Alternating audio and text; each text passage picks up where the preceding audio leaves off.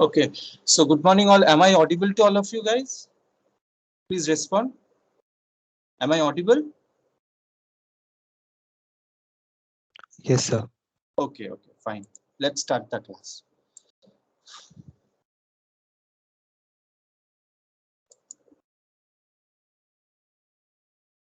Okay, so in the last class, we are talking about the carboxylation reaction. So what was carboxylation reaction? So via carboxylation reaction, we introduce COH group into the parent molecule. So if we start with benzene and following the means like there are two different steps one needs to follow in order to synthesize C6H5COH starting with benzene. Okay, so it follows two steps. So benzene, first of all, we need to perform the alkylation reaction. Okay, so since benzene has got only 6 carbon, but if we want to introduce one COH group, okay, to the benzene molecule, then what will happen? There, see, total number of carbon atoms, there are 7 carbon atoms, right? So that's why what we're supposed to do is, first of all, we need to introduce one alkyl group. Until and unless we introduce one alkyl group, we cannot get a acid starting with benzene. So how to accomplish this? So first of all, we took benzene and we performed Friedel-Crafts alkylation reaction. So what are the typical reagents for the Friedel-Crafts alkylation reaction? So first of all, we need one like carbon source. So what could be our carbon source here? The carbon source is CH3Cl. That means methyl chloride. And this reaction is performed in the presence of anhydrous AlCl3 as the catalyst. So out of this reaction, we end up with a compound called toluene, right? So now our mission would be to convert this CH3 group into COOH group. So how can we do so? By an oxidation process. So how to do the oxidation? We can perform the oxidation using various reagents, but here in this case we're working with alkaline KMnO4. And just what we do is we take toluene. Toluene is a liquid, so in the liquid phase the reaction is conducted in the liquid phase. Okay, so here alkaline KMnO4 acts as a oxidizing agent, and the reaction temperature would be as high as 120 or 150 degrees Celsius, and after that, we get it means compound called benzoic acid. So by this reaction, we introduce COH group to the benzene molecule. Okay, there are several other oxidizing agents as well. Here I have chosen alkaline KMnO4. However, if you wish, you can also work with a mixture of K2Cr2O7 plus concentrated H2SO4. And remember one thing, that this reaction is performed in the liquid phase. That means it's a liquid phase reaction. So no gas molecules are involved in such reaction.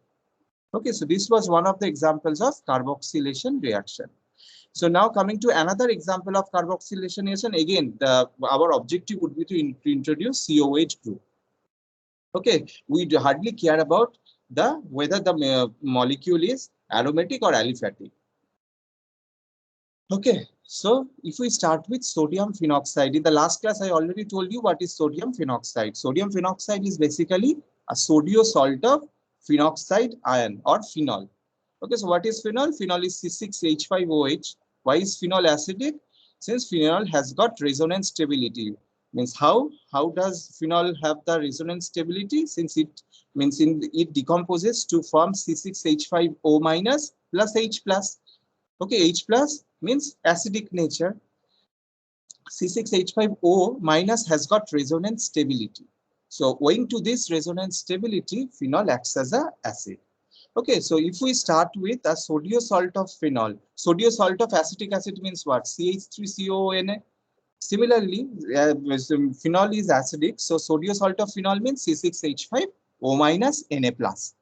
So we can accomplish this by using carbon dioxide. This is a sodium phenoxide is in liquid phase, whereas CO2 is in the gaseous phase.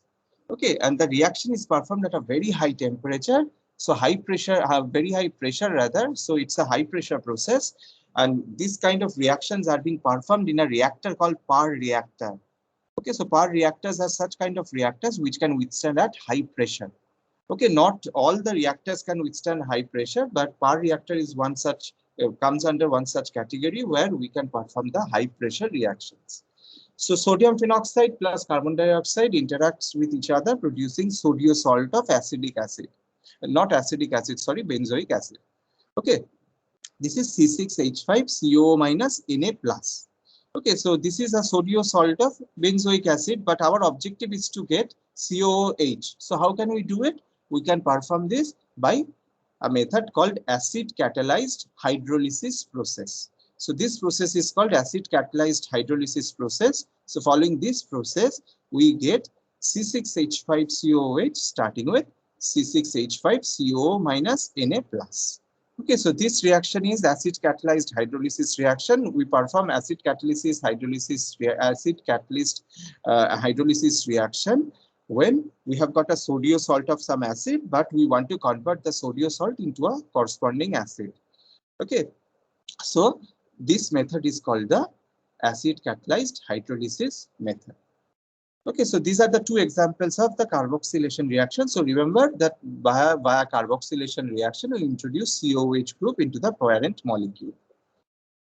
Okay, so here I tried to show that how C6H5O minus gain the resonance stability. So there are several intermediate steps involved in such process. I think that all of you remember this. Okay, it's basically the localization of electrons. So if you remember these 5 steps, then it will be clear to you how C6H5O minus ion gains resonance stability.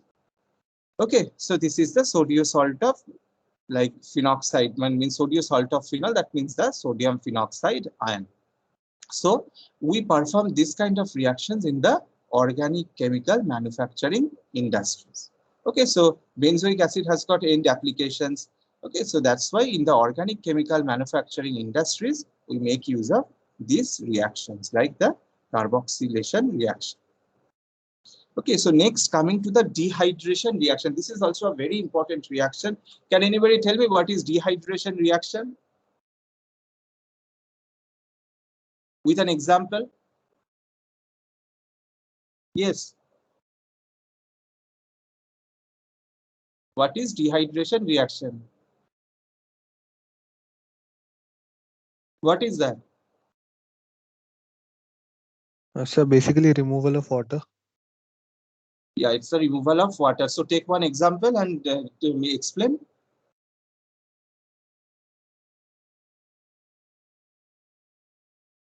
Removal of water molecules, here I have already written, so there is nothing new in it.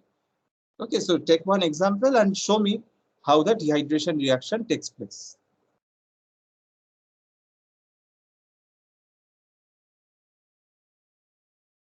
Dehydration means removal of water molecules from the parent compound. Okay, so let's take one example first.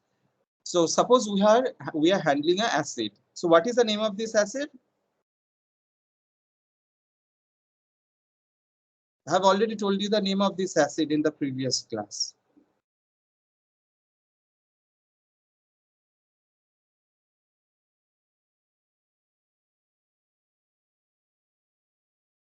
This kind of a phthalic acid, right? It's phthalic acid. So what will happen if we heat it up? What will happen? See, here we'll have removal of H2O molecules. How? Here CO means acid means what? COO, C double bonded O. Again, another C is attached to one OH group. So similarly, it has got two COH groups. So what will happen is there will be one OH group. This one OH group will interact with another hydrogen of another OH group. Okay, so what will happen is this H or this H, okay, can interact with this OH group or this AOH group. If I am considering this H, then it has to interact with this OH group, producing H2O. Okay, so when we have got acid and following the removal of water molecule from the acid, we end up with a compound called anhydride. So this is phthalic anhydride. So we started with phthalic acid. So following decomposition or not decomposition, removal of H2O molecule. So how can we have removal of H2O molecule? Just by heating it up. If we heat it at a temperature of around 180 degrees Celsius, then what will happen is phthalic acid will get converted into phthalic anhydride. Okay, plus H2O. So this is our main goal, right? This is the dehydration reaction. So suppose we want to carry out one reaction means let's assume we want to synthesize anhydrides. So how can we accomplish this?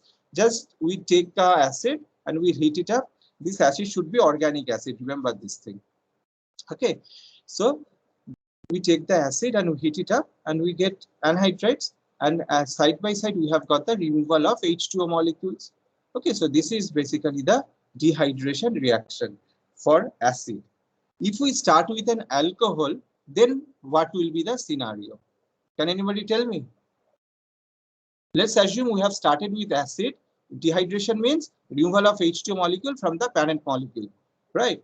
So how can we accomplish this reaction? Just by heating the acid. So if we heat one acid, we'll get the corresponding anhydride. So here we have started with phthalic acid. So following heat treatment, phthalic acid gets converted into phthalic anhydride, and side by side we get H2O molecule. So H2O is produced, and this is basically the dehydration product. Okay, so this is the H2O molecule. So this reaction is basically the dehydration of acid into anhydrides. Let's assume instead of acid, we are handling one alcohol. Let's assume we have got an alcohol called CH3CH2OH. So what is the name of this alcohol, guys? What is the name of this alcohol? CH3CH2OH. Ethanol. It is ethanol. So following heat treatment, what will be the typical product or products? Sir, ethene. What? Again? Ethene. Ethene. That means ethylene, right? So, see, here I have got CH3CH2OH. This is ethyl alcohol. Following heat treatment, we are getting CH3. It's not CH3, CH2 double bond CH2, right? So what would be the reaction mechanism? Here CH3 can be written as CH2 single bond H, and similarly we have got another CH2 attached to another OH group. So there will be interaction between this hydrogen and OH group attached to this methylene group, producing H2O. So what would be the typical products out of means of this reaction? So the typical products would be a mixture of CH2, say double bond CH2, that means ethylene plus H2O. Right. So if I start with an acid, we will end up with acid anhydride. However, in case of an alcohol, we will end up with a alkene. But it will depend on the type of alcohol we are using also. So here we have got CH3CH2OH. So following the dehydration reaction, we get ethylene plus H2O. So what will be the scenario when we are using CH3CH2CH2OH? Now tell me this. Instead of using ethanol, if I am using propanol, then what will be the scenario? Scenario means what will be the typical products?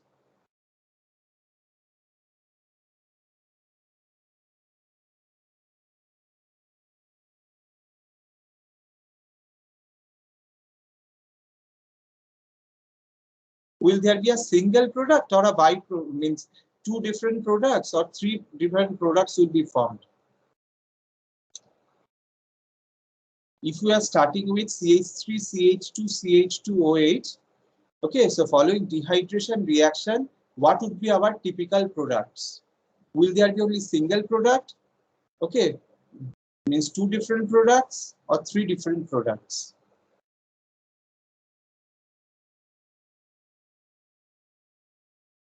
What would be the different products?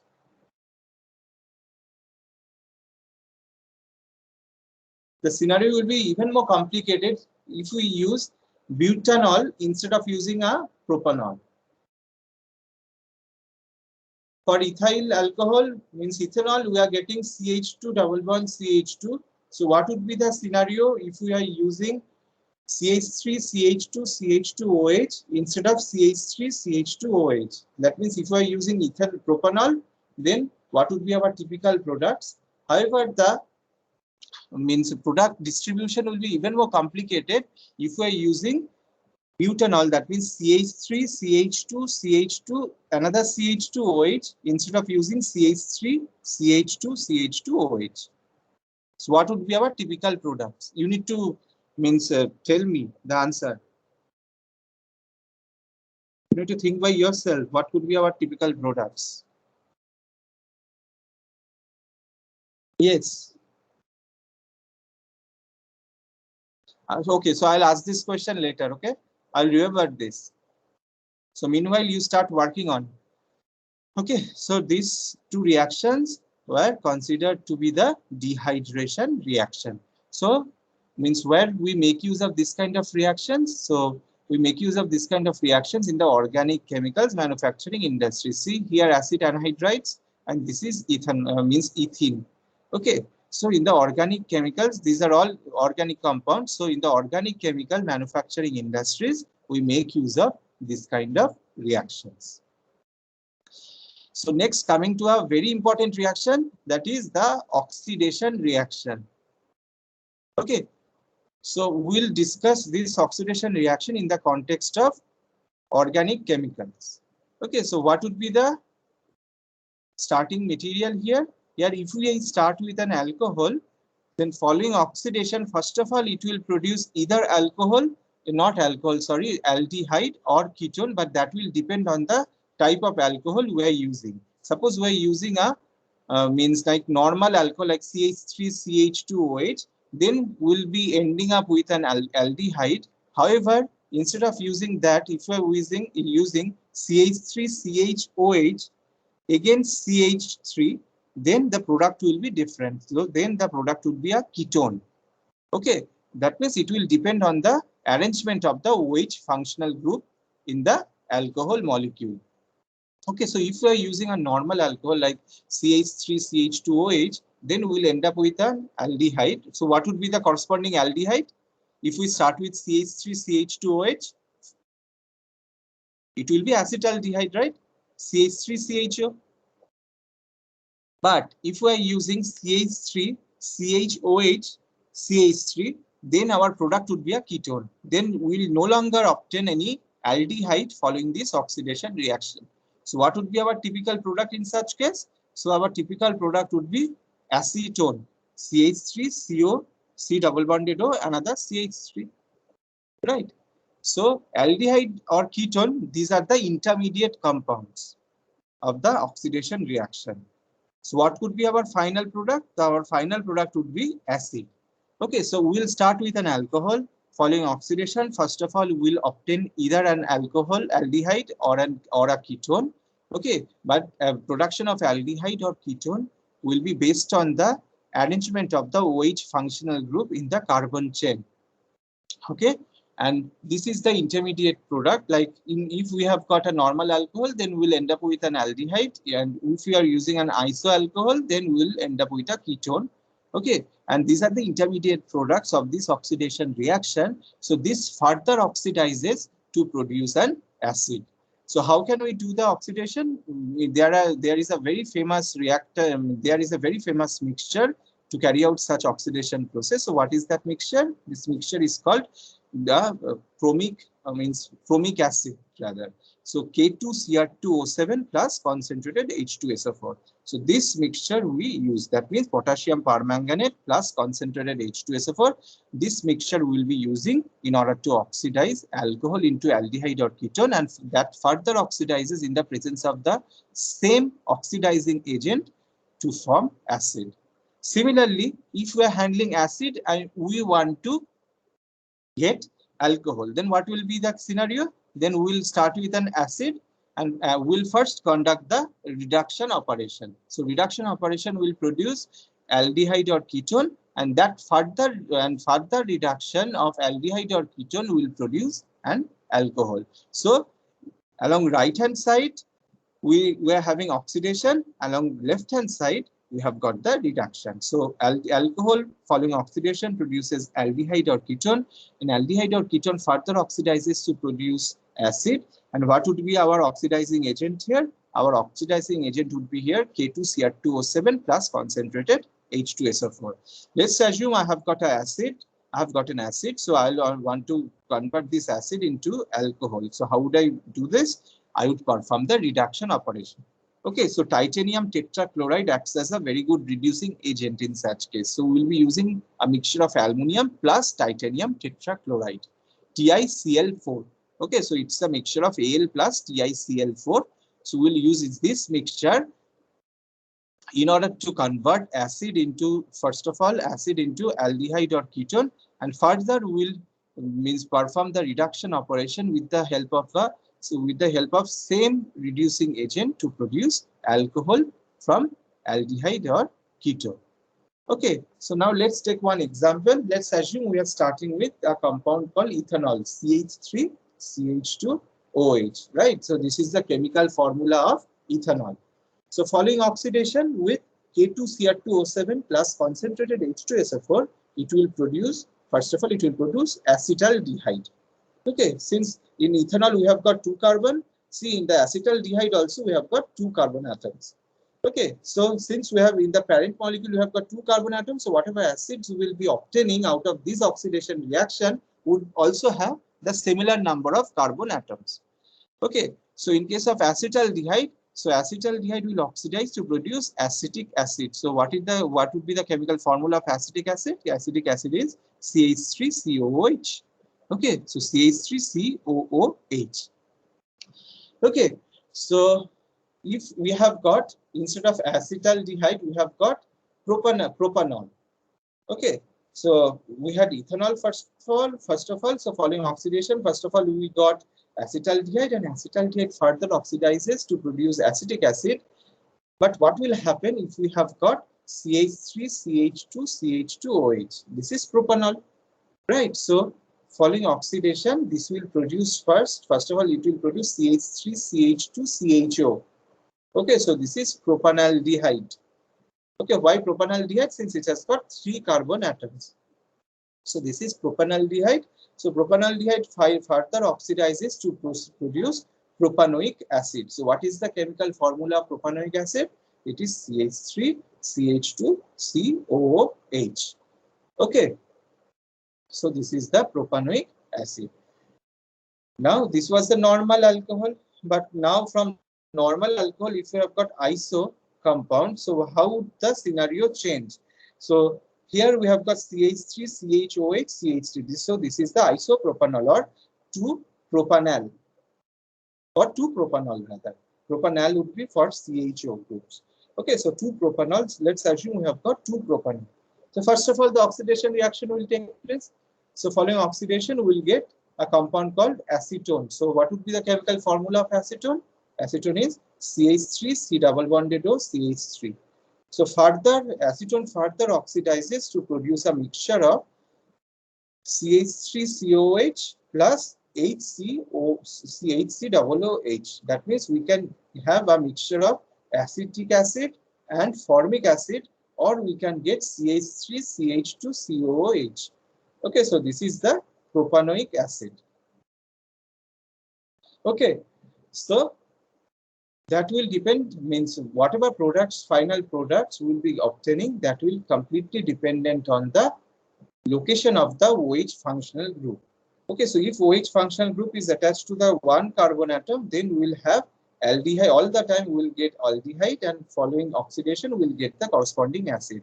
However, if the OH functional group is attached to the number 2 carbon atom, see, it has got structural symmetry. Since we have got only 3 carbon atoms here, if we start numbering from this side, here this carbon will have number 1, this is number 2, this is number 3. But if we start from this side, then also it will have number 1, this would be number 2, this is number 3. So if carbon atom is attached to, means OH functional group is attached to, means carbon number 2, then what will be, then what we will get? Then instead of having an aldehyde, we will get an not aldehyde, this is the ketone molecule. So if we have got normal compound alcohol, then we will have aldehyde. But if you have got iso alcohol, then we will get acetone or ketone compound. But acetone, I can't say, it will depend on the number of carbon atoms we have in the parent alcohol molecule.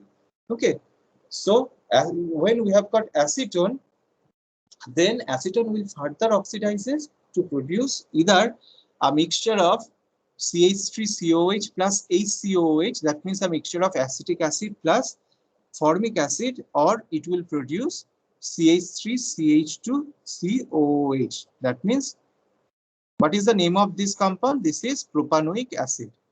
Okay, so this reaction is also performed in the organic chemicals manufacturing industries. Okay, so this was the oxidation reaction. So now coming to the reduction reaction. Reduction reaction is also a very famous reaction in petroleum refinery or in some means organic chemical manufacturing industry also. We can make use of this kind of reduction reactions. So for reduction reactions, just now I told you that we generally use a mixture of aluminum plus titanium tetrachloride. So what is titanium tetrachloride?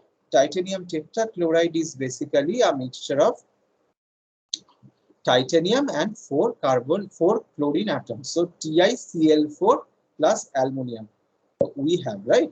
So following the reaction, we will have titanium tetrachloride, not tetrachloride, this is trichloride TiCl3 plus AlCl3.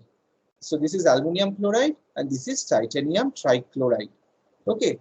So all of you know, right, what is the oxidation state and all those things. Oxidation state, this concept is clear to everyone, right? All of you know this, right? What is oxidation state? What will be the oxidation state of a metal or or a metal in its elemental state? I hope all of you know this. So let's start with aluminum. So aluminum, is in the pure metallic state. So if a metal, for a pure metal, always we have an oxidation state of 0. Okay, so pure metal will always exhibit 0 oxidation state. However, in case of titanium tetrachloride, okay, so for chlorine, we all know that chlorine has got -1 oxidation state. Okay, so since 4 chlorine atoms are attached to 1 titanium atom, so what will happen is overall the oxidation state would be -4. Okay, for chlorine 4. Okay, so for chlorine, there will be -4 oxidation state. Okay, so I need to write -4 over here. But what would be the oxidation state of titanium? Since oxidation state of titanium was unknown to us, so but chlorine is known to us. Chlorine has got oxidation state of -1. So it has to be +4. Since already we have -4 over here, so the total oxidation state of a compound will always be 0. So how to get that? Let's assume the titanium has got oxidation state. Let's the oxidation state of titanium be X. And for chlorine, the oxidation state is -1. So since we have got 4 chlorine atom attached to 1 titanium atom, so what will happen is the overall oxidation state of these 4 chlorine atoms would be -4. So X plus in bracket -4 is equal to 0. This is by rule. So what would be X? X would be +4. Okay, so what is X? X is the oxidation state of titanium. So here the oxidation state of titanium is +4. And for chlorine, since 4 chlorine atoms are attached to this titanium atom, so the overall oxidation state of chlorine would be -4. So +4 -4, that will give us 0 oxidation state. So oxidation state of a pure compound will always be 0. Okay, so this was all about the left-hand side. Let's focus on the right-hand side right now. Here we have got chlorine. I already told you that chlorine has got -1 oxidation state. So 1 aluminum atom is attached to 3 chlorine atoms over here. So the overall oxidation state of chlorine would be -3. Okay, however, the overall oxidation state of aluminum chloride would be 0. So how can we get 0? So the oxidation state of aluminum will have to means oxidation state of aluminum will be +3. So this is +3 -3, that will give us 0 oxidation state. So for aluminum dichloride, we will have 0 oxidation state. How? So chlorine has got -1 oxidation state, and each chlorine atom is attached to 1 aluminum atom. So what will happen is we'll have overall oxidation state of chlorine would be -3. So in order to satisfy the rule, the oxidation state of aluminum will be +3. So the overall oxidation state of aluminum trichloride would be 0. Similarly, for titanium trichloride, we'll have +3 oxidation state of titanium. So how is it so? So chlorine has got -1 oxidation state. So 1 titanium is attached to 3 chlorine atoms. So overall oxidation state of chlorine would be -3. So in order to satisfy the rule, the oxidation state of titanium will have to be +3 in order to make the overall oxidation state of this compound to be 0. Okay, so here see the titanium in the left hand side, titanium has got +4 oxidation state. However, in the right hand side, titanium has got +3 oxidation state. Okay, so if there is a reduction of oxidation state, so we'll consider this as a reduction reaction. Okay, so here reduction of titanium is taking place, or titanium tetrachloride is taking place, and that is reduced to titanium dichloride. However, for aluminum, look at it. Aluminum has got, since it is in the metallic form, so aluminum has got 0 oxidation state. So here, in the left hand side, aluminum has 0 oxidation state. However, in the right hand side, aluminum has got +3 oxidation state. So the oxidation state here jumps from 0 to +3. So this will come under oxidation reaction. Okay, so if there is reduction in the oxidation state, so that is considered to be the reduction reaction. However, the increase of oxidation state would be treated as the oxidation reaction. Okay, so is this clear to everyone?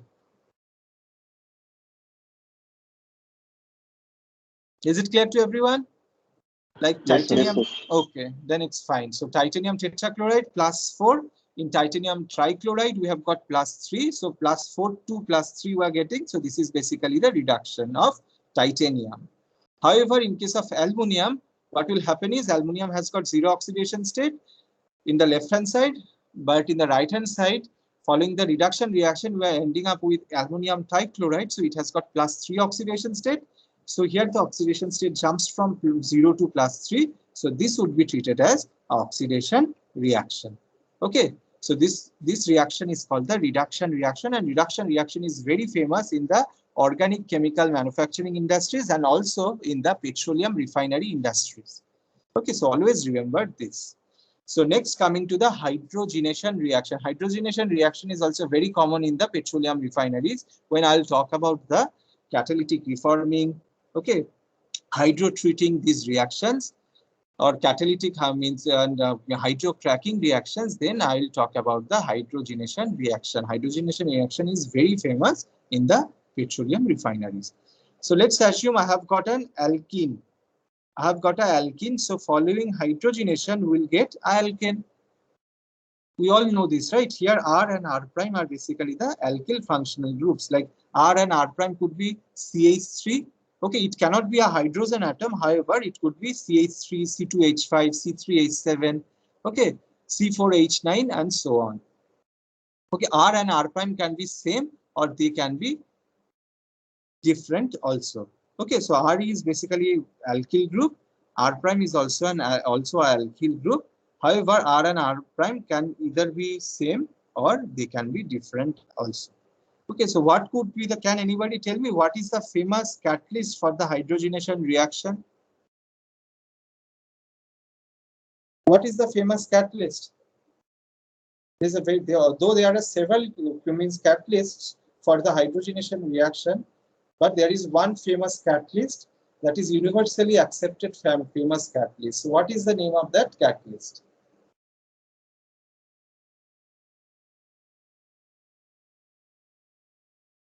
What is the name of that catalyst? Ranitidine. Yes, it's ranitidine. Okay, so hydrogenation reaction. So we have got R double bond R prime. So we are carrying out the hydrogenation reaction in the presence of ranitidine as a catalyst, and that will convert alkene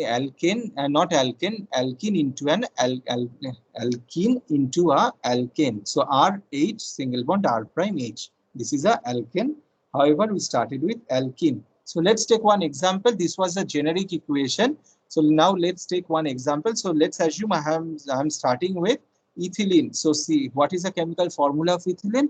Ethylene is basically CH2 double bond CH2. And if we carry out the hydrogenation reaction in the presence of ranitidine as a catalyst. Okay, so what would be our typical product? So what would be our product? If you start with ethylene, I have already written over here, so you can read it out and tell me Let me tell you, it is ethane. Okay, so this is CH3 single bond CH3. Okay, so this will depend on the number of carbon atoms as well. So if in the parent molecule we have got 2 carbons, so whatever alkane will be getting, that will also have 2 carbon atoms. So what would be our 2 carbon atom means what would be the alkane which contains 2 carbon atoms? This is basically ethane. So this is C2H6. Okay, so this is the hydrogenation reaction. Okay, so tell me one thing, instead of using an alkene, if we are starting with an alkyne, so what would be our final product of this reaction, of this hydrogenation reaction? Remember, we're using hydrogen as a reducing agent in the presence of Raney nickel as a catalyst. I'm repeating the question again. Instead of using an alkene, we are using alkyne, okay, in the presence of hydrogen with Raney nickel as a catalyst. So what would be our typical product? Yes.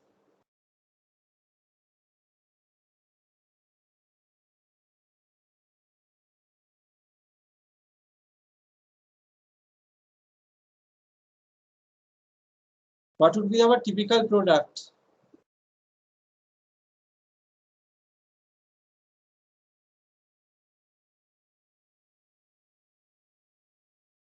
Let's assume we are starting with acetylene.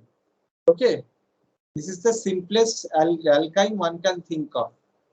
If instead of ethylene we are having acetylene, then what will be the scenario? Tell me.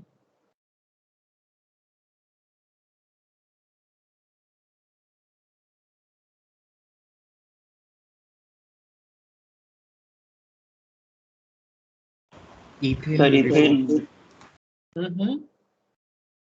What? Again? Ethane. Ethane how? So first it will become ethene and then it will become ethane. Perfect. Right, it will be ethane. So it's a two-step reaction. So first of all, we'll have from acetylene, we'll have ethene or ethene or ethylene, and next ethylene will further reduce or hydrogenated to from means ethane, like CH3. So CH triple bond CH will first produce CH2 double bond CH2, and that will further means interact with hydrogen to produce CH3 single bond CH3. So this is ethane. Okay. So now tell me, what is hydrolysis reaction? I have talked about different types of reactions. Okay, so by now you should be able to tell me what is hydrolysis reaction.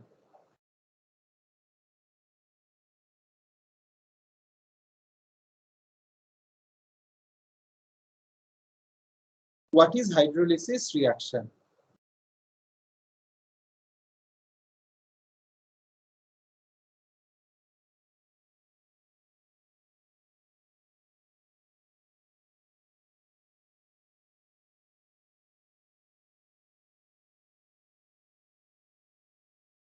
Yes. Hydrolysis reaction is basically the incorporation of OH functional groups. Okay. So how can we do so? Hydrolysis reaction, you didn't heard of this thing before? Did you hear what is hydrolysis reaction before, or this is for the first time you are hearing this? Yes.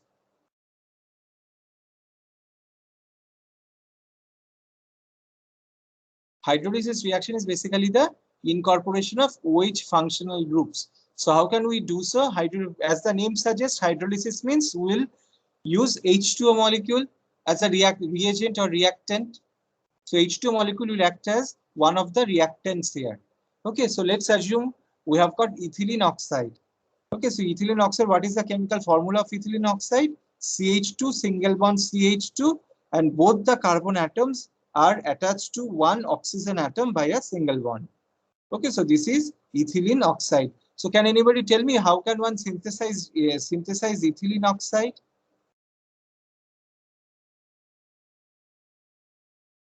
So how can one synthesize this?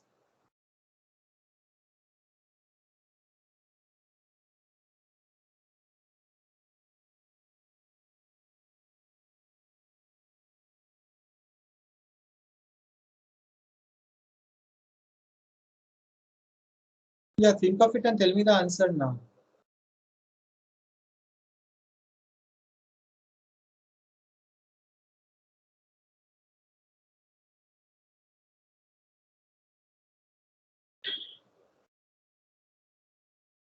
Yes. Let's assume I am starting with ethylene. So ethylene will interact with oxygen to produce ethylene oxide. And sometimes this is also called as epoxide. Okay, so this is ethylene oxide, right? So CH2 double bond CH2 plus O2, that will give us ethylene oxide in the presence of silver as a catalyst. So silver based catalyst, if we use, ethylene will oxidizes, it will oxidize to produce ethylene oxide.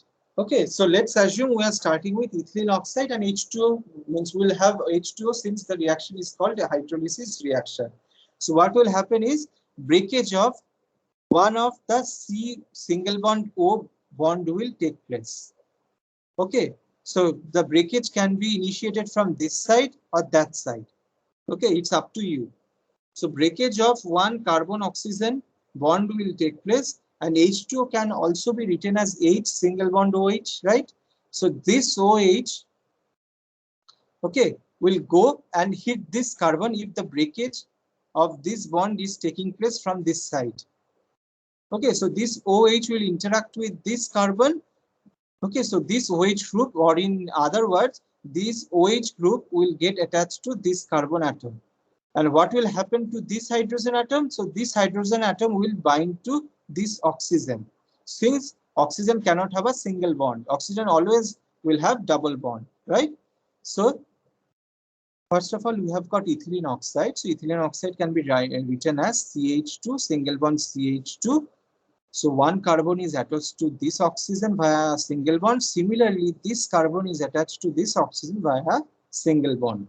So during the hydrolysis reaction, or in the first step of the hydrolysis reaction, what will happen is H2 can be written as HOH. Okay, so this OH will go and hit this carbon atom since a breakage of CO bond is taking place from this side. If the breakage is taking place from this end, so what will happen is this OH will go and hit this carbon atom. Okay, let's assume the breakage of carbon and oxygen bond is taking place from this side. So OH group will go and hit this carbon atom, and what will happen to this hydrogen atom? This hydrogen atom will go and interact with this OH, this oxygen rather, producing OH group. Okay, so what would be our final product? Our final product would be CH2 OH single bond CH2 OH. So this is the ethylene glycol. Okay, so right, this is the chemical formula of ethylene glycol, right? CH2OH, CH2OH. So this is ethylene glycol. I'm repeating it again. Ethylene oxide I have CH2 single bond CH2. One carbon is attached to this oxygen via single bond. Similarly, this carbon is attached to this oxygen via a single bond. So let's assume the breakage of carbon oxygen bond is taking place from this side. An H2O molecule can be written as H single bond OH, right? So if the breakage of bond is taking place from this end, so in order to satisfy the overall valency of carbon, this OH group will go and hit this carbon atom. Okay, so carbon always have four like valency. So this OH group will go and hit this carbon atom. However, this hydrogen will go and attach to this oxygen producing OH group. So what would be our final product? Our final product would be CH2OH single bond CH2OH. Okay, so this is the chemical formula of ethylene glycol. Okay, so let's take another example of hydrolysis reaction. Let's assume I have got a halogen compound. So what is our halogen compound here? It is CH3CH2Cl.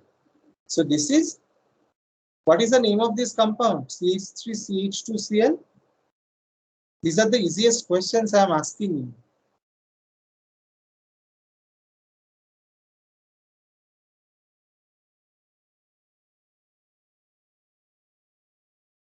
This is what? This is ethyl chloride. If CH3CH2OH is ethyl alcohol, then CH3CH2Cl would be ethyl chloride, right? So ethyl chloride, now again we are starting the hydrolysis reaction. So hydrolysis reaction means there has to be one H2O molecule. Okay, so H2O can be written as HOH. So H will interact with this Cl atom producing HCl. However, OH means how would I get OH? OH will get following the dissociation of H2 into H and OH. So what will happen is another OH group will go and hit this C. That means this carbon atom producing CH3CH2OH. So if we start with a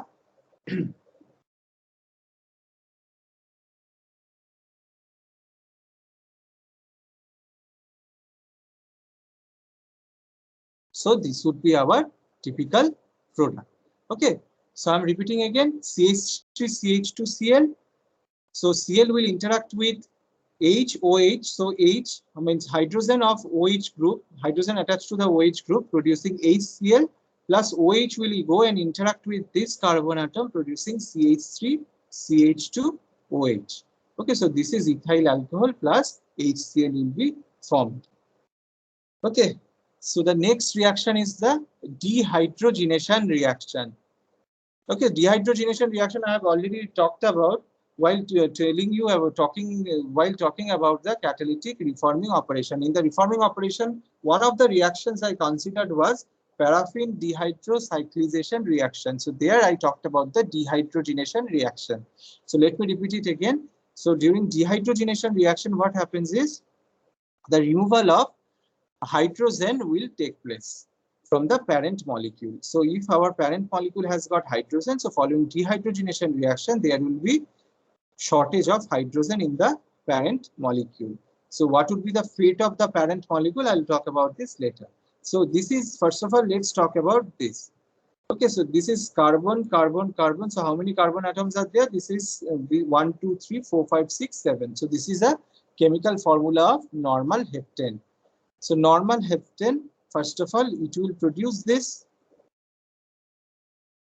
right? So from normal heptane, first of all, we will get what? What is the name of this compound? Tell me now. This is methyl cyclohexane. I'll appreciate if you answer to my questions, okay? Otherwise, all the time I'm talking and my throat chokes. Okay, so I would also request you to answer. Okay, so dehydrogenation reaction. So it is normal heptane. So there are 7 carbon atoms over here. So 7 carbon atom is basically the normal heptane. So normal heptane, this is basically the rearrangement of normal heptane. So before the dehydrogenation reaction, okay, so the rearrangement of the carbon atoms will take place and this will get converted into a cyclo compound. So what is the name of this cyclic compound? This is methyl cyclohexane. Okay, so let's assume we have got methyl cyclohexane. So always remember, if you have got more number of carbon atoms, first of all, rearrangement of the carbon atom will take place, followed by the dehydrogenation reaction. So this is our methyl cyclohexane. So methyl cyclohexane will produce toluene, and this reaction is basically the dehydrogenation reaction. Why is it so? Since from methyl cyclohexane we are getting toluene plus hydrogen. That means removal of hydrogen from the parent molecule is taking place over here. So okay, so what are the typical catalysts for the dehydrogenation reaction? So the typical catalysts are basically platinum supported on silica alumina, platinum supported on silica, or platinum supported on alumina. So these are the 3 different like catalysts. We can use either platinum on silica alumina, or platinum on silica, or platinum on silicon and platinum on alumina. Not all 3 catalysts together. Okay, any one of these 3. There are some other catalysts also we can make use of it, but we won't use it for the time being. Let's assume we are using any one of these 3 catalysts. Okay, so methyl cyclohexane is producing toluene plus hydrogen. So this is basically a dehydrogenation reaction. Okay, so by dehydrogenation reaction, we can remove hydrogen from the parent compound. So what is our parent compound? Here our parent compound was methyl cyclohexane. So always remember, when we have got more carbon atoms, so first of all, rearrangement of the carbon atom will take place, followed by the dehydrogenation reaction. Okay, so dehydrogenation reaction. So we have started with methyl cyclohexane. So methyl cyclohexane to toluene plus hydrogen. So this is basically the main product of the dehydrogenation reaction, and side by side hydrogen escapes from the reaction vessel. Okay.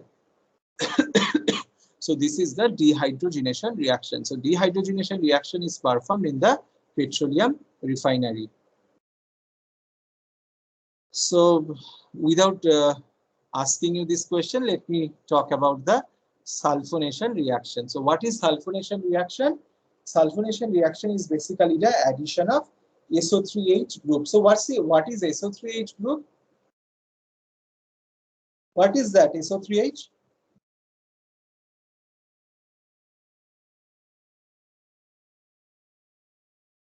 What is SO3H? SO3H is basically the sulfonic acid group. Okay, so this is sulfonic acid group.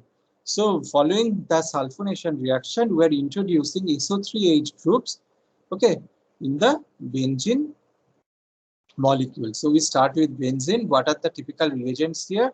So in the presence of sulfur trioxide, this is sulfur trioxide. Remember, sulfur trioxide is a gas. It's not a liquid, but benzene is a liquid. Okay. So this is gas liquid phase reaction. This is neither a liquid phase reaction nor a gas phase reaction. So benzene in the presence of fuming H2SO4. So fuming H2SO4 here catalyzes the sulfonation reaction. So in the presence of fuming H2SO4, sulfur trioxide is allowed to interact with benzene, producing benzene sulfonic acid. Okay, so what is the chemical formula of benzene sulfonic acid? This is C6H5SO3H. Okay, so this is the chemical formula of benzene sulfonic acid. Okay, so we started with benzene in the presence of sulfur trioxide and with fuming H2SO4 as a catalyst. So here fuming H2SO4 catalyzes this sulfonation reaction, and following this reaction we are getting SO3H group that is attached to the benzene ring. So the entire compound is called the benzene sulfonic acid. Okay, so now tell me another example of sulfonation reaction. Remember, I want the answer from your side now. I've already told you what is sulfonation reaction. Also, I have given you one example of sulfonation reaction. So now you need to tell me another example of sulfonation reaction. Yes.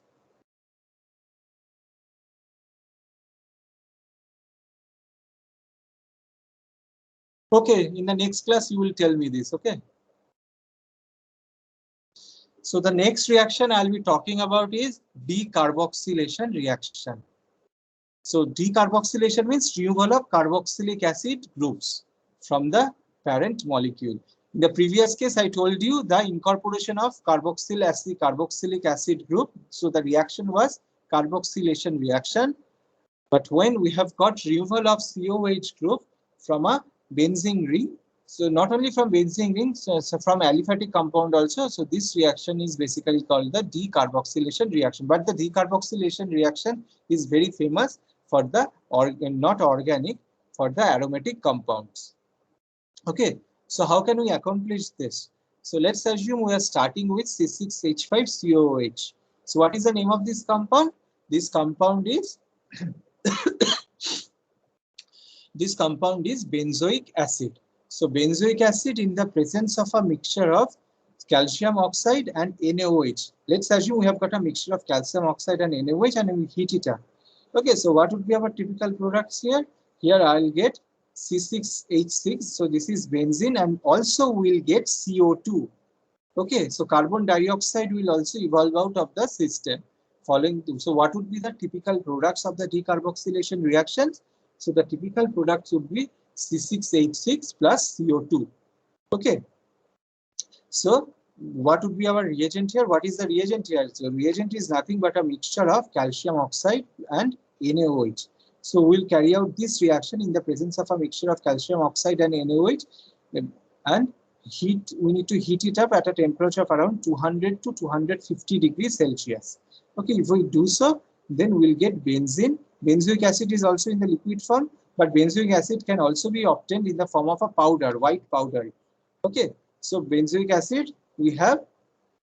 So benzoic acid will produce C6H6 plus CO2 when we will carry out the decarboxylation reaction. So in this reaction, we will have the removal of carboxylic acid group, okay, from the parent molecule. In the next class, I'll ask you another example of decarboxylation reaction. So before moving on to the alkylation reaction, let me tell you that in the organic chemical manufacturing industries, we carry out this kind of reaction. That means the decarboxylation reaction is performed in the organic chemical manufacturing industries.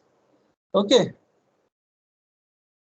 So the next reaction is alkylation reaction. Alkylation reaction means introduction of alkyl functional group into the parent molecule.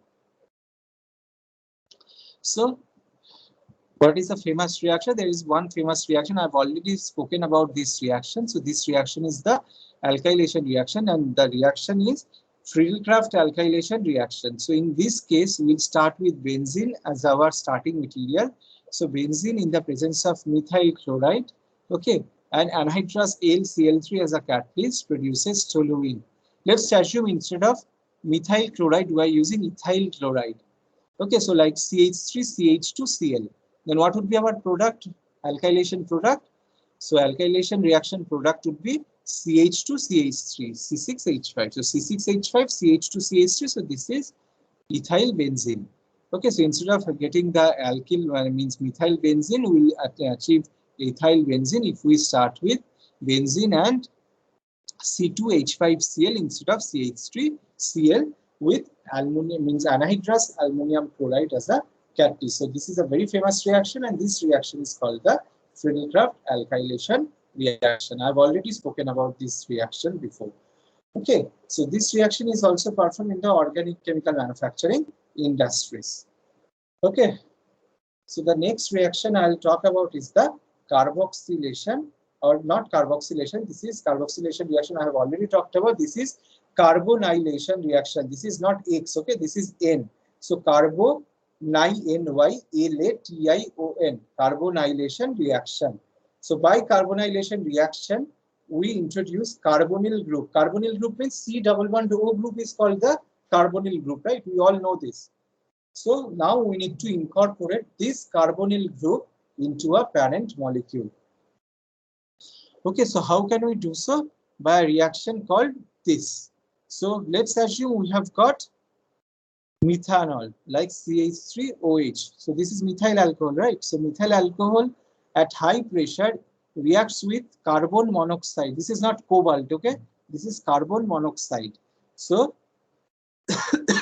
methanol interacts with carbon monoxide at very high pressure, producing CH3C double bond O OH. OH was there in the methanol. CH3 was also there. Additionally, we have got the introduction of C double bond O group. So this is basically the introduction of carbonyl group to the parent molecule. So what is our parent molecule over here?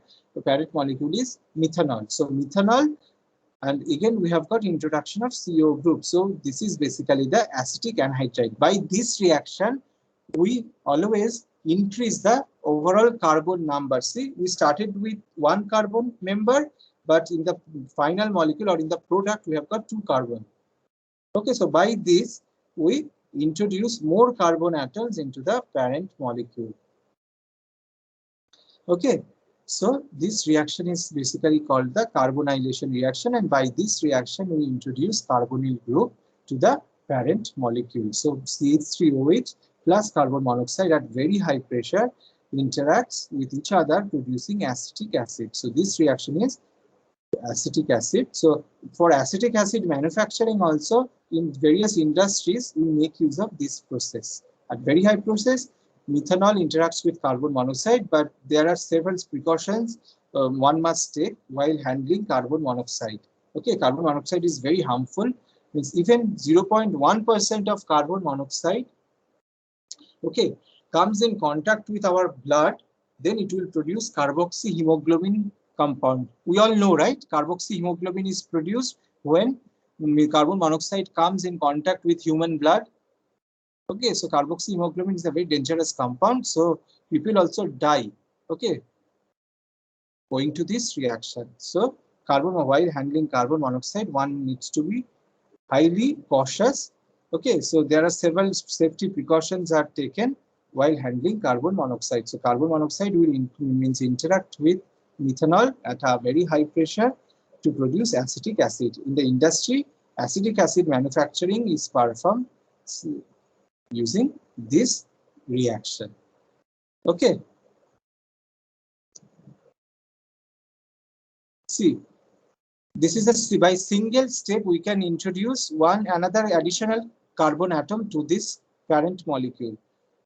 Okay, so by this reaction we can do it. Otherwise, what we will have to do is we will have to first, if we start with methanol, so methanol will have to be oxidized. So methanol first get methanol gets oxidized into CHCHO, that means formaldehyde. Formaldehyde will further oxidizes to produce formic acid, and from formic acid we will have to produce acetic acid. So see how many steps are involved in this process. 1, 2, 3. But here in the single step we can get acetic acid starting with CH3OH. So this is the beauty of this reaction. Okay, in a single step we can produce acetic acid. Not only that, we can increase the overall carbon atom also. But if we want to increase the carbon atom in the parent molecule, we need to use this method. Okay, so it follows 3 different steps, and this reaction is performed in a single step. Okay, so this is the beauty of this reaction. We don't need to perform these and all 3 steps. Just by a single step, we can increase the overall carbon atom. Okay, so the final reaction I'll talk about is the combustion reaction. I know all of you know about this reaction. This is basically the reaction between methane and oxygen at a high temperature. So high temperature could be 500, 600, 700, 800 degrees Celsius as well. So what will happen? First of all, tell me, if we are handling a mixture of methane and ethane, so what could be our typical products? Here we are introducing methane, so we are allowing methane to interact with oxygen at a very high temperature like 500 degrees Celsius, and this is producing carbon dioxide and steam, right? Right? But if instead of methane we have got a mixture of methane and ethane, what would be the scenario? What would be the scenario if we are using a mixture of methane and ethane instead of methane? So let's assume we are using methane. So methane will interact with oxygen at very high temperature, like at 500 degrees Celsius, producing CO2, and this is steam. Since at 500 degrees Celsius, there will be no H2O molecule, like no water molecule will be there. So it will be in the form of steam, right? So first of all, tell me, why do we need this reaction? So why do we carry out such kind of reaction? Okay, so we have got steam over here, right? So this steam can be used for the process heating also. In petroleum refinery, there are some chemical processes we carry out where process steam is needed. Okay, so for heating purposes.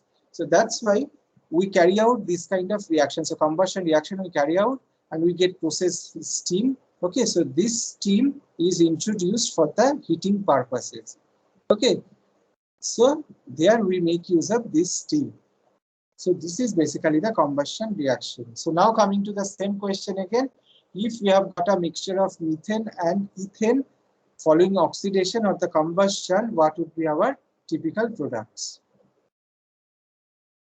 Will there be any single product or byproducts? Means there will be several other products as well. Always remember, when we are when we are performing the combustion reaction at high temperature, like at 500 degrees Celsius temperature, we will have complete combustion. And if we carry out this reaction at low temperature, like at around 250 or 300 degrees Celsius, that would be treated as a incomplete combustion reaction. Okay, so when we have got incomplete combustion, then what would be our typical products? Our typical products would be a mixture of carbon monoxide plus carbon dioxide. For incomplete combustion, we'll have carbon monoxide plus there will be complete combustion, certain amount of complete combustion as well at that temperature. So it will be a mixture of carbon monoxide and carbon dioxide. Okay, but for complete combustion, there will be no trace of carbon monoxide, so we'll only get carbon dioxide. Okay, and this reaction is performed in the petroleum refineries, and the H2O, that means the steam that's produced following this reaction, that is used as a used for the process heating purposes. Okay, so now I'll give us a break for 5 to 7 minutes. I need to drink some water. Meanwhile, if you want, you can also have some water, and again we'll reassemble in a short while.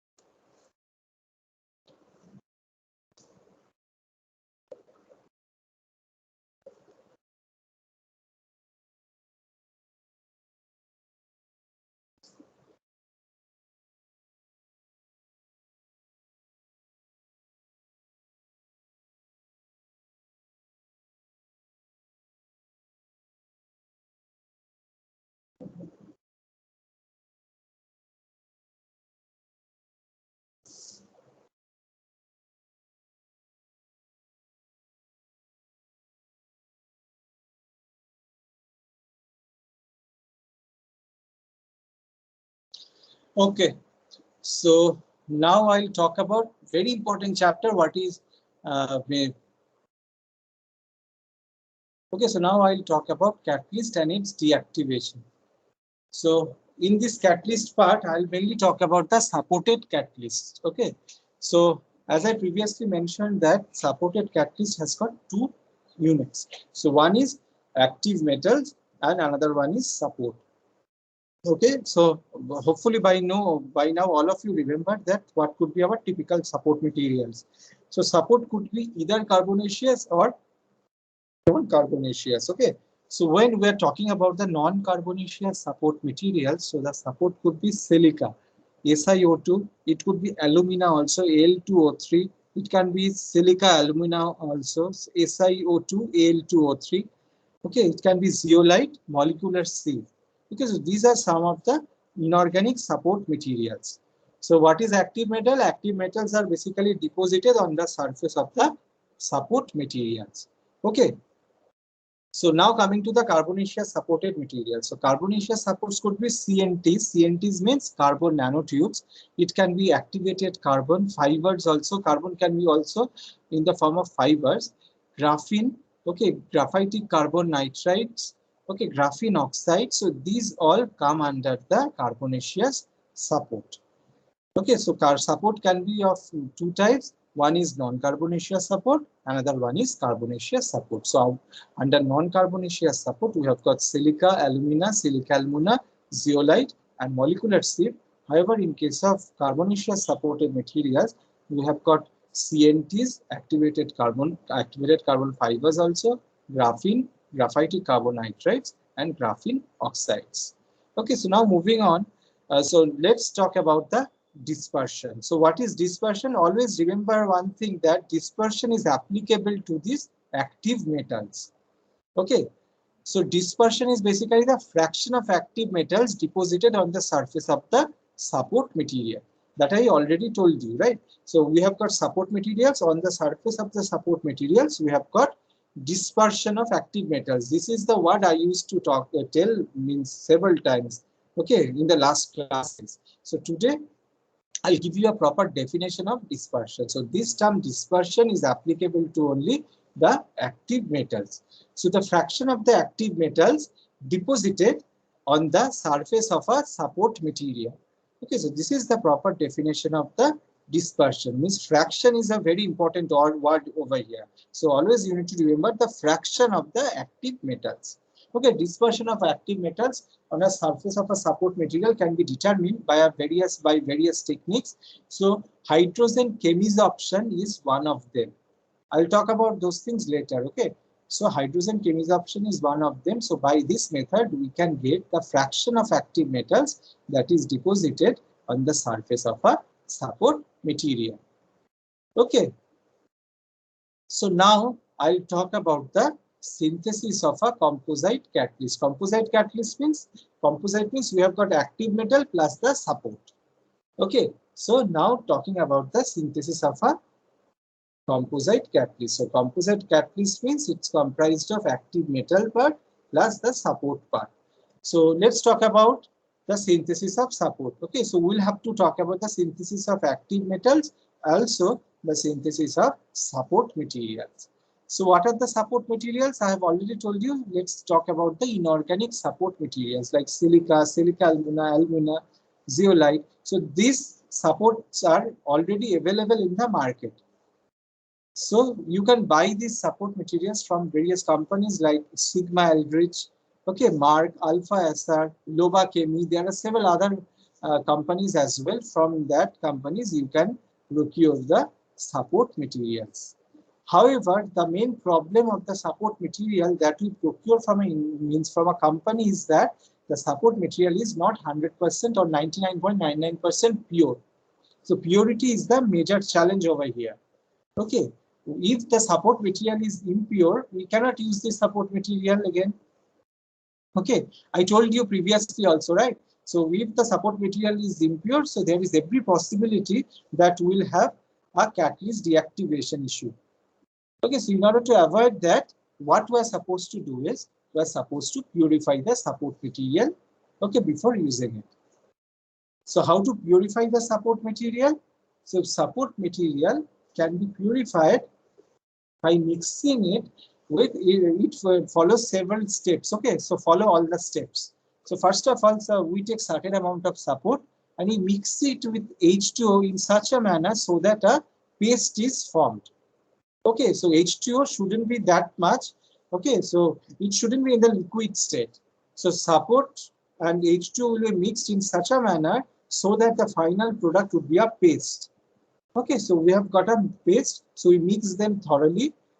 Like support and H2 are mixed thoroughly to obtain a paste. And next, what we'll do is we'll take this paste. First of all, remember that all of you know what is crucible, right? Crucible means where we carry out these reactions. Crucibles are made up of certain chemicals like alumina or silica at a very high, that can withstand at very high temperature. Okay, silica crucible, alumina crucible, probably all of you have seen this in the fuel lab. Okay, so silica crucibles, alumina crucibles. So we take certain amount of support material in such crucible and we add certain amount of water too, and we mix them thoroughly to produce a paste. So when we have got a paste, what we do is we transfer the crucible to a muffle furnace. Okay, muffle furnace is maintained at a temperature of around 550 degrees Celsius for 4 hours. Okay, and we carry out this means operation under air atmosphere. Since we are now handling non-carbonaceous support material, so there is no need of having an inert atmosphere. Okay, so if we produce inert atmosphere, then it costs money. Okay, inert atmosphere means either we will have to provide nitrogen or helium or argon, and all of them are very expensive. Okay, so in order to avoid that, if we are using a support material that is non-carbonaceous in nature, we'll simply use air atmospheric condition. Okay, so we have got a paste, and that paste is means the crucible containing the paste is transferred to a muffle furnace. The muffle furnace is maintained at a temperature of 550 degrees Celsius, and we allow the mixture or the paste to reside inside the muffle furnace for a duration of 4 hours. So after during 4 hours, what happens is removal of volatile impurities and entrapped gases will take place. So removal of volatile impurities from the paste as well as the entrapped gases, okay, in the paste will take place. So removal of volatile impurities and the entrapped gases will take place. So finally, we'll allow the muffle furnace to cool down to the room temperature. Unless it cools down to the room temperature, we cannot take out the crucible. We can take out the crucible even at a high temperature also, but for the sake of safety, we don't do it. What we do is we allow the muffle furnace, means after 4 hour time, we terminate the reaction or the decomposition and we turn off the muffle furnace and we allow the muffle furnace to cool down to room temperature, and then we take out the crucible. So the moment we will take out the crucible from the muffle furnace at a room temperature, we will find the paste has transformed into a solid lump. Okay, so solid lump we cannot use. So if we are handling huge amount of solid lumpy material, then we will have to go for ball milling operation. And if we are handling very small amount of solid lump material, then we can make it into fine powders by using a mortar and pestle. Okay, but if we have got a huge amount of solid lumps, then mortar pestle, this crude technique is no longer used. We use, instead of using mortar and pestle, we use a ball mill. That means we make use of ball milling operation. All of you must have read what is ball milling operation in the mechanical operation course, isn't it? So following ball milling, we get fine powder. So what are these fine powders? This fine powder is basically the fine support powder, the support material in the purest form and also in the powder form we obtain by following this procedure. Let me repeat it again. Support material we are handling is non-carbonaceous in nature. Support material we generally obtain from various sources like Sigma Aldrich, Mark, Alpha SR, okay, sometimes Loba Chemi. From these companies, from these companies, we procure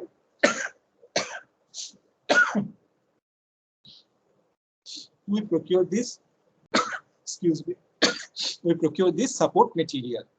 However, whatever support material we procure from these companies, they are impure in nature.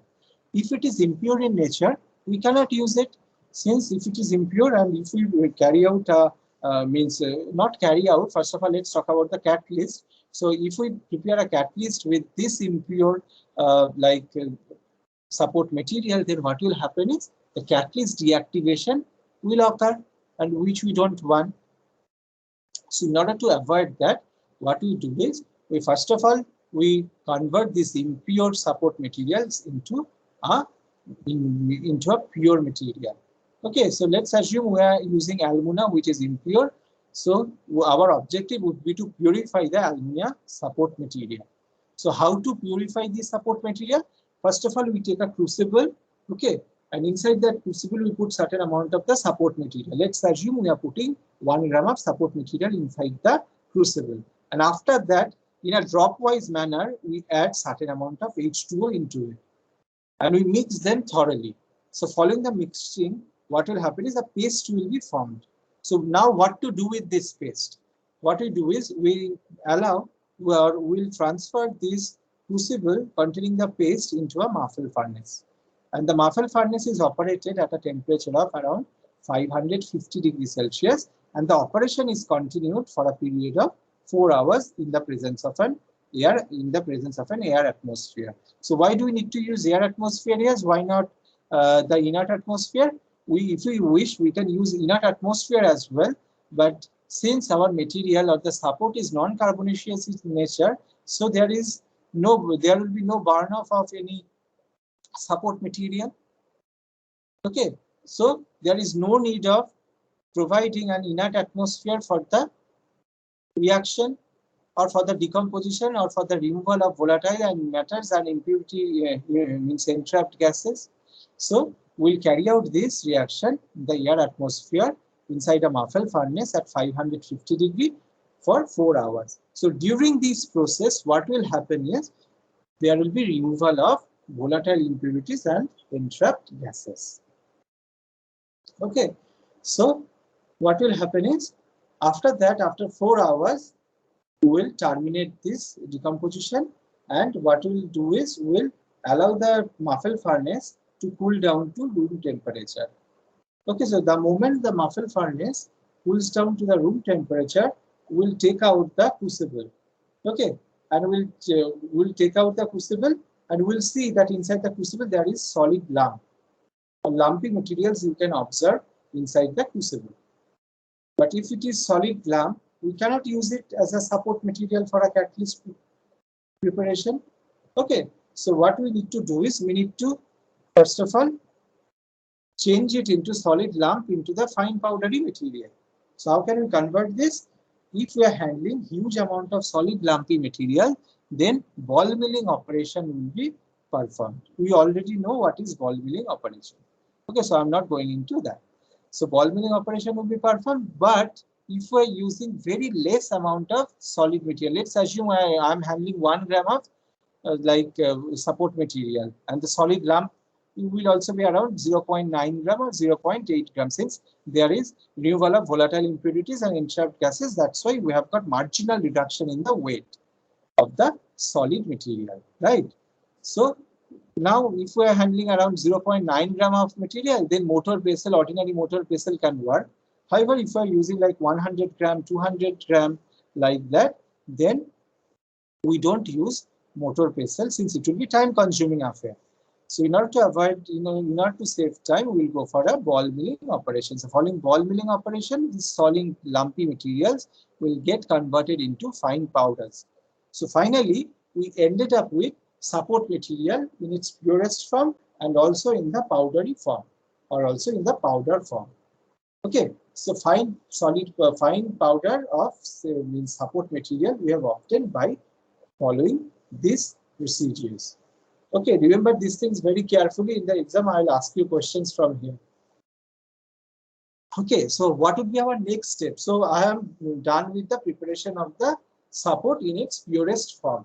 So now my objective would be to incorporate the active metal on the surface of the powder support or powdery material. Powdery material means what? The powder support material in its powder form.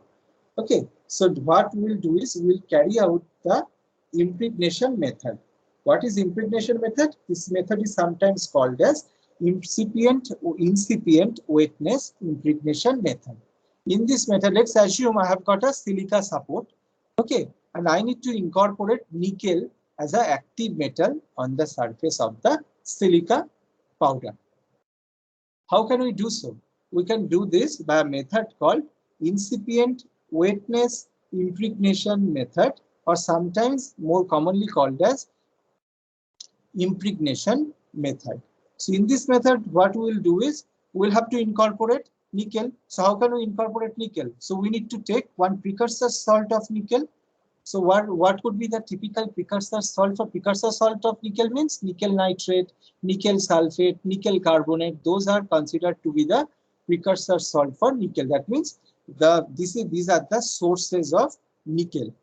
Okay, so we'll take certain amount of precursor salt of nickel and we'll add certain amount of H2O. So aqueous solution of nickel nitrate will be produced and we'll mix them thoroughly by a magnetic stirrer.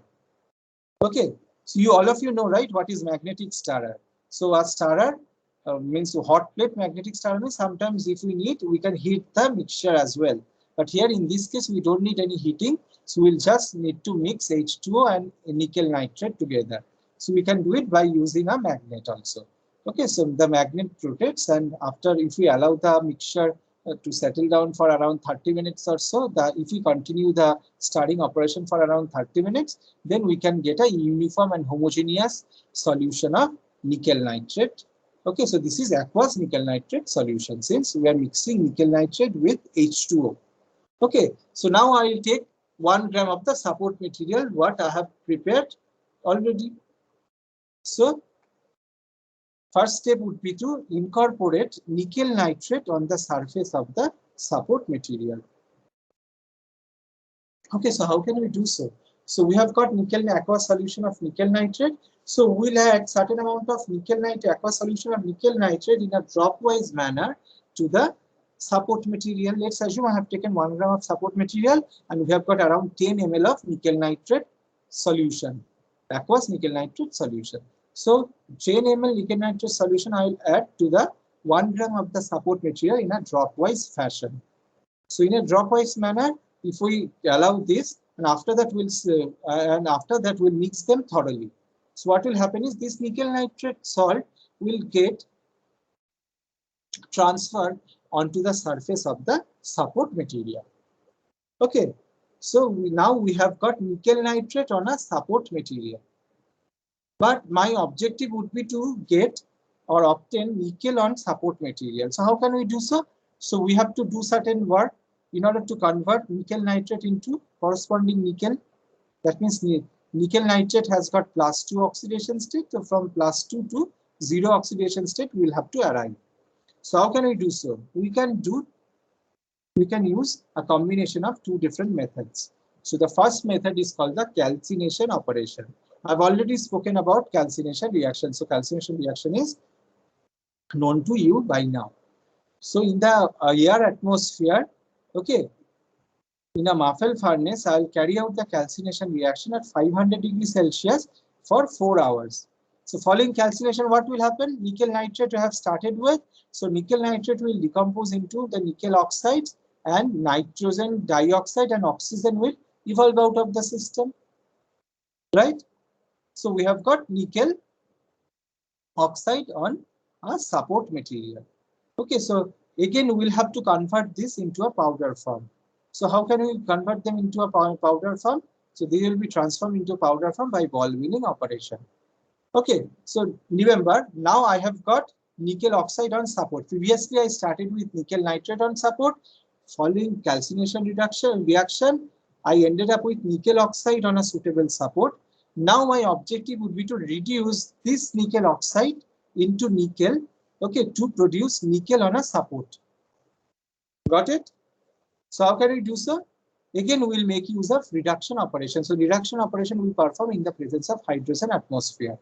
Okay, so in a tubular furnace, we'll take SSA made tubular furnace. Inside that furnace, means I will take certain amount of nickel oxide on a on silica support. Okay, and I will purge hydrogen through the reactor. Tubular furnace means so I have got a horizontal reactor furnace. Inside this, I have mounted one tubular reactor. Okay, so that in the tubular reactor, the hydrogen will be passed through it and the temperature would be around 550 degrees Celsius, and for 4 hours we will carry out the purging of hydrogen. Okay, so as a result, I will end up with nickel on support material. So this is our final catalyst. So this is in the powder form. Since we started with a powder, so following hydrogenation, again we will have powder only. So nickel on a support, so this is our catalyst. Okay, so I'm repeating this again. So in order to synthesize one catalyst, we need to have active metal and support. So here what we are supposed to do is, we are supposed to incorporate the active metal on a suitable support. Support we can get from various companies, but whatever supports we obtain from various companies, they are not pure. Unless they are 99.99% pure, we cannot use the support material. So our first target would be to purify the support material that we have. So how to purify the support material? First of all, we'll take one crucible. Inside the crucible, we'll take certain amount of support material and we'll add certain amount of H2O molecule. H2O molecule, we cannot use certain amount of H2O molecule, that has to be predetermined. There are several calculations one to do in order to get the actual amount of H2O one should add to the support material. Okay, so after this, we'll mix them thoroughly. If we mix them thoroughly, a paste will be formed. So the paste will be transferred to a muffled furnace maintained in the air atmosphere at a temperature of around 550 degrees Celsius for 4 hours. As a result, okay, what will happen is removal of volatile impurities and entrapped gases from the support material will take place.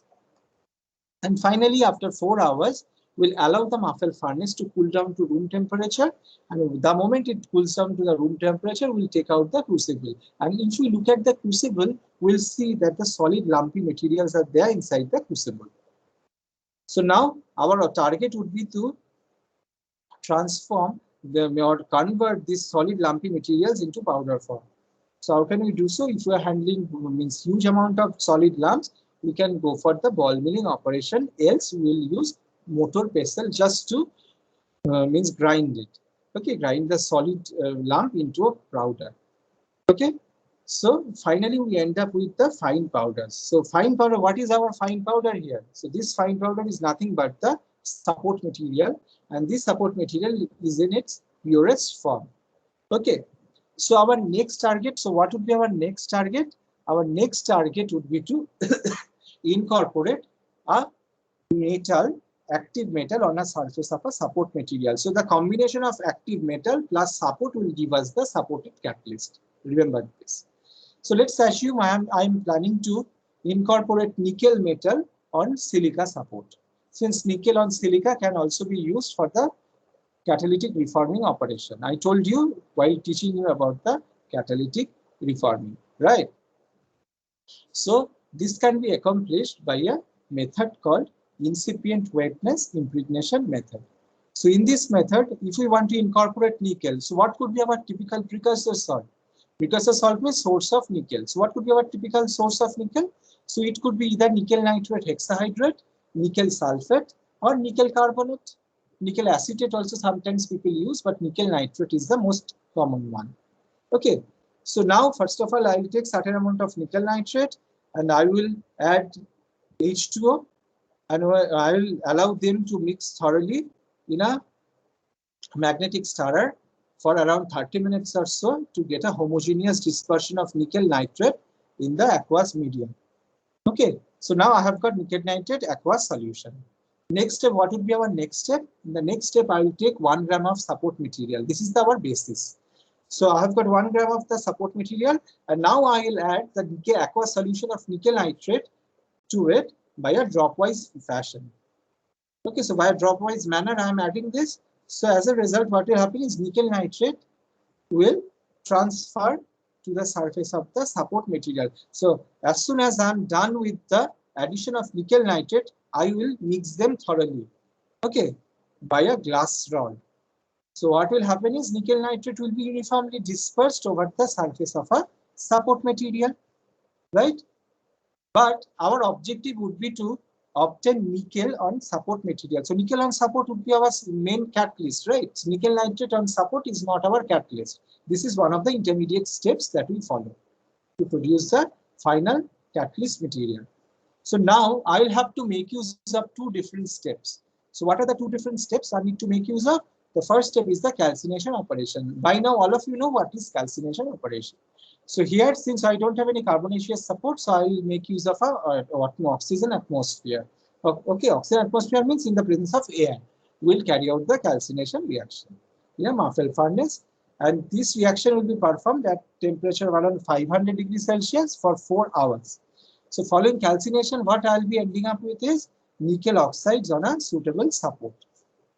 Okay, so now nickel oxide means now we need to make it into a powder form. So again, we have got lumpy material. So lumpy material we cannot use as a catalyst. So unless and until we convert them into fine powders, we cannot use them as a catalyst. Okay, so we need to make the lumps into powder. How can we do so? We can make use of ball milling operation. Okay, and if we are handling less amount of material, then we can use mortar pestle too. Okay, so following this operation, we ended up with nickel oxide on support, and this is in the powder form, remember. So next step would be reduction, since our objective would be to use nickel on support, not nickel oxides on support. So how can we do so? We have got a rectangular chamber type furnace. Inside that furnace, I have mounted one tubular reactor. Okay, here I have mentioned tubular furnace. So by tubular furnace, I am telling you that I have got a rectangular chamber type furnace, and one tubular reactor is mounted inside this furnace, and the reactor is SS made. SS means high grade stainless steel made reactor. Okay, and we carry out the reaction at a reduction reaction at a temperature of around 550 degrees Celsius for 4 hours. Okay, and that means at 550 degrees Celsius, we allow hydrogen to flow through the reactor for a period of 4 hours. So after 4 hours, we terminate the reaction and we allow the tubular furnace to cool down to room temperature, and we take out our catalyst at room temperature. So what would be our catalyst? Our catalyst would be nickel on a suitable support. Okay, so this is our catalyst, and this catalyst is in the powder form. Okay, so this is our final catalyst. So this nickel on a support is treated as a supported catalyst. Let's assume I want to prepare iron on a support. So instead of using nickel nitrate, then I'll be using iron nitrate as a precursor salt for iron. Let's assume I want to produce copper on a suitable support. So instead of using iron nitrate, then I'll use copper nitrate, copper sulfate, copper carbonate. Right, for platinum based compound, I'll be using platinum. Let's assume I want to incorporate platinum on a support. Then I'll be using H2PtCl6. H2PtCl6 is basically the chloroplatinic acid. Okay, so chloroplatinic acid will be using as a precursor salt for platinum, and rest of the processes will remain the same. So by this, we can produce or prepare one supported catalyst. Okay, we don't have any time right now, so I'll stop here and we'll start in the next class, means on next Monday, we'll start from here. So by now, you all know what are the different reactions, some famous reactions that we carry out in a chemical industry, and also what is catalyst, what is supported catalyst, and how can one synthesize the supported catalyst. Okay, so that's all for today. Again, we'll reassemble on Monday and we'll continue from here on. Okay, so thank you guys.